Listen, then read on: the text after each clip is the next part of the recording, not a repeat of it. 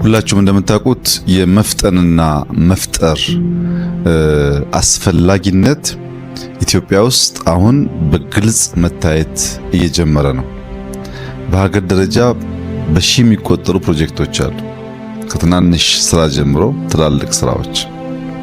እነዚያን ፕሮጀክቶች እንዲሰሩ መከታተልም ካለቁ በኋላ ማስመረቅም እንደከዚህ ቀደሙ ቀላል ጉዳይ አይደለም።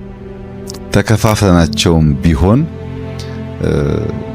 ማስመረቅ በራሱ ራሱን የቻለ ስራ እየሆነ መጥቷል።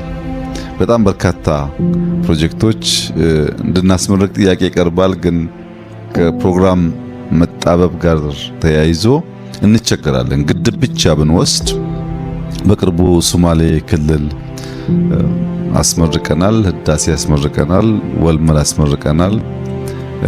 በሚቀጥሉት ወራት ወረፋ የሚጠብቁ ግድቦች አሉ አልቀው ለመርቃት መካከለኛ ከፍተኛ የሚባሉ ለኢሪጌሽን ስራ የሚውሉ የኢነርጂም ስራ እንደዚሁ ኃይል የሚያመነጩ ፕሮጀክቶች ያለቁ ምርቃት የሚጠብቁ አሉ። ወደ እንደዚህ ያለው አውድ ያስገባን መፍጠርና መፍጠን ነው።